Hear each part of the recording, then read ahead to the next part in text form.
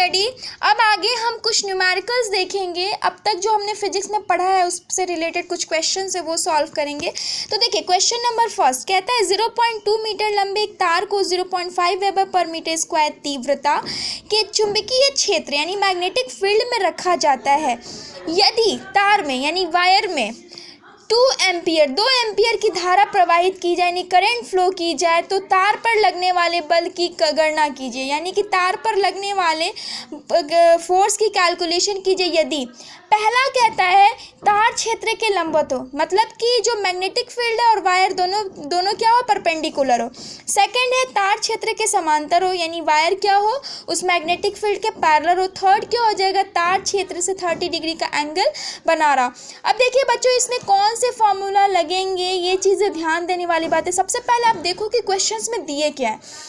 0.2 metre लंबे एक wire है तो वो L की वैल्यू दे रखी गई है। 0.5 वेबर पर मीटर स्क्वायर तीव्रता यानी कि ये आपकी B की वैल्यू दे रखी गई है। ठीक है, 2 एम्पियर की करंट यानी I की वैल्यू दे रखी गई है। तो आपको पता है कि मैंने कुछ दिन पहले एक चीज़ पढ़ाया था कि ये मैग्नेटिक फील्ड है ना, नॉर्थ पोल है साउथ पोल है, तो इसमें जो चुंबकीय क्षेत्र की मैग्नेटिक लाइंस है, समझ रहे हो, मैग्नेटिक फील्ड की लाइंस है जिसकी तीव्रता इंटेंसिटी क्या B है ना, इसकी इंटेंसिटी B है और B की वैल्यू क्या दे रखा गया है, इसमें 0.5 वेबर पर मीटर स्क्वायर दे रखा गया। और ये आपका क्या है, करंट कैरिंग कंडक्टर है। वायर क्या है, करंट, जिसमें करंट फ्लो हो रही है। वायर क्या है, करंट फ्लो हो रही है।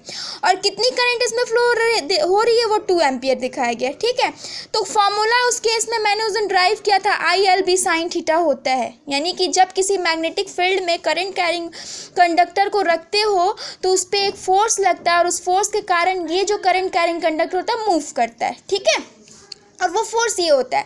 तो यही फॉर्मूला लगा के सॉल्व करेंगे। लेकिन अब इसमें कंडीशंस भी देखोगे, कह रहा है कि वायर यानी कि जो करंट कंडक्टर है, वायर है, वो मैग्नेटिक फील्ड के परपेंडिकुलर हो। यानी कि ये मैग्नेटिक फील्ड की डायरेक्शंस ये दिखा रही है और ये इसके परपेंडिकुलर, देखिए पहले से परपेंडिकुलर, तो जो थीटा होगा ना, थीटा क्या हो जाएगा, 90 डिग्री होगा। उस केस में जो साइन थीटा की वैल्यू क्या हो जाएगी, साइन 90 डिग्री। और साइन 90 डिग्री की वैल्यू क्या होती है, 1 होती है। तो चलिए वही मैंने अप्लाई किया है। 2 यानी कि F is equals to L की I की वैल्यू 2 एम्पियर रखो, 2 रखो, और L की वैल्यू अब 0.2 रखो, B की वैल्यू रखो साइन 90। इसको सॉल्व करेंगे तो 0.2 न्यूटन आएगा। ये फर्स्ट केस से सॉल्व हो गया। ठीक है, अब सेकंड कहता है कंडीशंस की वायर जो है फील्ड के पैरेलल है। यानी कि ये जो वायर है ना इस फील्ड के पैरेलल है। तो अगर इस मान लीजिए कि ये फील्ड है, ठीक है, समझ रहे हैं इस चीज़ को कि ये मैग्नेटिक फील्ड की डायरेक्शंस को शो करता है और इसी में इसके पैरेलल वायर रखे गए। यानी कि ये जो वायर है इसके पैरेलल है, समझ रहे हो आप। तो दोनों के बीच में थीटा कितनी होगी, 0 डिग्री होगी। तो ठीक है, थीटा क्या हो जाएगी, पैरेलल के केस में 0 डिग्री होगी, तो साइन थीटा की वैल्यू क्या हो जाएगी, 0। तो उस केस में जब आप फोर्स के फॉर्मूले पे आप रखोगे 2 मल्टीप्लाइड 0.2 ये वो वाली वैल्यू ILB वाली और साइन 0, तो चूंकि साइन 0 की वैल्यू 0 होती है तो कोई भी वैल्यू से मल्टीप्लाई करोगे तो 0 आएगा। थर्ड कंडीशन कहता है कि तार क्षेत्र से 30 डिग्री का कोण बना रहा, समझ रहे हो। यानी कि ये मैग्नेटिक फील्ड है, ये ध्यान से देखिए यहाँ पे, ये मैग्नेटिक फील्ड है और ये वायर है, ये करंट कंडक्टर वायर है। ठीक है, तो ये इन दोनों के बीच कितना एंगल है, 30 डिग्री। तो साइन 30 की वैल्यू कितनी हो जाएगी, 1/2 हो जाएगी। ठीक है, अब इस साइन 30 की जगह 1/2 रखोगे, जब इसको सॉल्व करेंगे तो रिजल्ट आपका क्या आ जाएगा, 0.1 न्यूटन। ठीक है, तो ये तो था फर्स्ट न्यूमेरिकल। सेकंड न्यूमेरिकल देखिए क्या कहता है कि 1 मीटर लंबे 2 पैरेलल वायर को परस्पर 0.02 मीटर की दूरी पर रखा जाता है। यदि इन तारों में 2 एम्पियर की धारा प्रवाहित की जाए तो तार पर लगने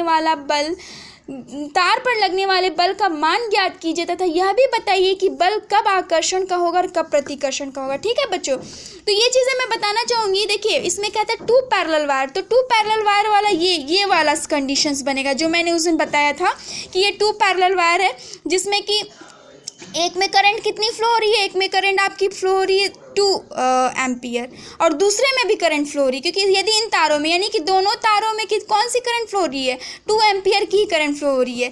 और फिर क्या कहता है कि 0.02 मीटर की दूरी पर रखा है। यानी कि ये और ये वायर कितने दूरी पर रखे गए, आर की वैल्यू कितनी है, 0.02 मीटर। ठीक है, और फिर कहता है कि 1 मीटर लंबे 2 समांतर तारों, यानी कि ये जो तार है, ये जो तार, इसकी लेंथ कितनी दे रखी गई, डेल एल की वैल्यू कितनी दे रखी गई है, 1 मीटर। ठीक है, इस चीज़ को ध्यान में रखिएगा कि डेल एल की वैल्यू 1 मीटर दे रखी गई, यानी इस तार और इस तार की लेंथ 1 मीटर दे रखी गई है। तो ये बताता है कि फोर्स का फॉर्मूला, तो जब टू पैरेलल वायर और उसमें करंट फ्लो हो रही है और ये सब आर की वैल्यू दे रखी है, एल की वैल्यू, तो उस समय फोर्स का फॉर्मूला मैंने बताया था आप लोगों को बच्चों कि ये वाला आता है F upon del is equals to 2 multiplied 10⁻⁷ I1 multiplied I2 upon R. अब चूंकि डेल एल यानी कि लेंथ जो है वो 1 मीटर है, तो यहाँ पे अगर आप 1 रखोगे तो एफ ही केवल आएगा, तो केवल यहाँ पे देखेंगे इन्होंने एफ रखा हुआ है। F is equals to 2 multiplied 10⁻⁷ multiplied I1 की वैल्यू क्या पुट करोगे 2 रखोगे, I2 की वैल्यू क्या पुट करोगे 2 अपॉन आर की वैल्यू क्या रखोगे 0.02 न्यूटन।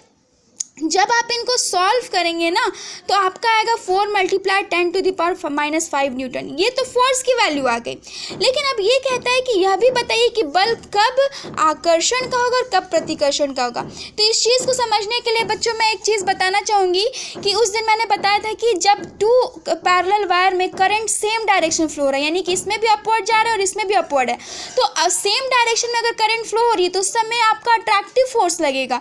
लेकिन मान लीजिए दोनों में जब अपोजिट डायरेक्शन में फ्लो हो तो रिपल्सिव फोर्स लगेगा, यानी प्रतिकर्षण का। जैसे कि इसमें इस डायरेक्शन फ्लो और इसमें आपका डाउनवर्ड हो, तो उस केस में क्या होगा, रिपल्सिव फोर्स लगेगा। तो ये चीज़ें आप कर लेना। थर्ड क्वेश्चन कहता है कि 1.6 इंटू 10⁻⁻19 कूलम का चार्ज 10⁻5 मीटर प्रति सेकंड के वेग से यानी वेलोसिटी से 2 वेबर पर मीटर स्क्वायर इंटेंसिटी वाले मैग्नेटिक फील्ड में प्रवेश करता है। चुंबकीय क्षेत्र को मैग्नेटिक फील्ड कहते हैं। तो चार्ज यानी आवेश पर लगने वाले फोर्स की कैलकुलेशन कीजिए जब चार्ज आवेश को चार्ज कहते हैं। फर्स्ट कंडीशन है कि मैग्नेटिक फील्ड के लंबवत यानी परपेंडिकुलर इंटर करे। सेकंड कहता है कि मैग्नेटिक फील्ड से π/6 एंगल पर प्रवेश करे। थर्ड कहता है कि मैग्नेटिक फील्ड के पैरेलल इंटर करे। ठीक है, थर्ड कहता है कि मैग्नेटिक फील्ड के पैरेलल इंटर करे। तो इस चीज़ को देखिए, यहाँ से भी आप समझ लो, मैंने सॉल्व किया है कि आपको उस दिन मैंने बताया था कि जब कोई मूविंग चार्ज किसी मैग्नेटिक फील्ड में मूव कर रहा होता है ना, तो उस पर एक फोर्स लगता है, और वो फोर्स कहाँ से आता है, लॉरेंज फोर्स से आता है। QVB sin थीटा फॉर्मूला होता है, वहाँ सप्लाई करेंगे।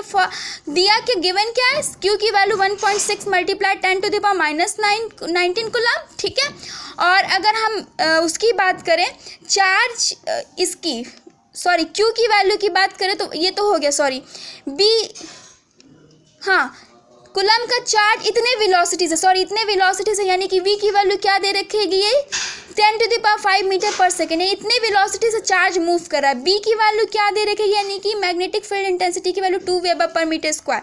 तो चलिए फॉर्मूले पे रखिए, लेकिन फर्स्ट कंडीशन कहता है कि चार्ज मैग्नेटिक फील्ड के परपेंडिकुलर, वही है परपेंडिकुलर के केस में आपको पता है थीटा इक्वल्स टू 90 डिग्री होंगे। तो आप रख दो F is equals to 1.6 multiply 10⁻⁻19 इसी फॉर्मूले पे।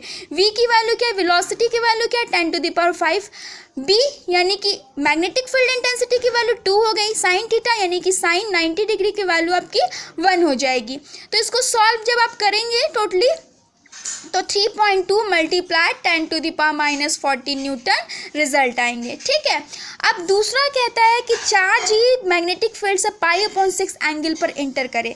तो थीटा की वैल्यू π/6 दे रखी गई है, इसको डिग्री में कन्वर्ट करना है, तो 1/80, पाई की जगह आप 180, क्योंकि पाई की वैल्यू 1/80 होती है, अपॉन 6 सॉल्व करेंगे 30 डिग्री आएगा। थीटा की वैल्यू 30 डिग्री आ गई, तो साइन 30 की वैल्यू क्या आ जाएगी 1/2। इसको अगर आप डेसिमल में कन्वर्ट करते हो तो 0.5। बाकी फोर्स के फॉर्मूले पे आप रख दो, एफ की वैल्यू होती है ना QVB साइन थीटा, Q की वैल्यू रखें, V की वैल्यू रखें, B की वैल्यू रखें, साइन थीटा की वैल्यू रखें। अब आप इसको सॉल्व करो मैथमेटिकली। जब आप मैथमेटिकली इसको सॉल्व करते हैं तो रिजल्ट आपका 1.6 मल्टीप्लाई 10⁻⁻14 न्यूटन आता है। थर्ड सिचुएशंस क्या कहता है कि जब चार्ज फील्ड के पैरेलल हो, तो पैरेलल के केस में मैंने बताया था कि थीटा की वैल्यू 0 नहीं तो 180 होती है, तो 0 ही चलो आप रखो, तो theta is equal to 0। F is equal to 1.6 multiply 10⁻⁻19 multiply 10⁵ multiply 2। अब ये चीज़ें कहाँ आ रही है बच्चों, तो ये चीज़ें वही है QVB साइन थीटा। एक तो आपकी Q की वैल्यू है, ये आपकी V की वैल्यू और ये आपकी B की वैल्यू, और साइन थीटा साइन 0 डिग्री रखो, तो साइन 0 डिग्री की वैल्यू 0 होगी। बाकी जितनी भी वैल्यूज आप मल्टीप्लाई करो, जब जीरो को तो जीरो ही आता, तो 0 न्यूटन। तो ये तो था न्यूमेरिकल्स। अगर इसमें कोई भी प्रॉब्लम्स होती है तो आप इसको बताइएगा। Thank you.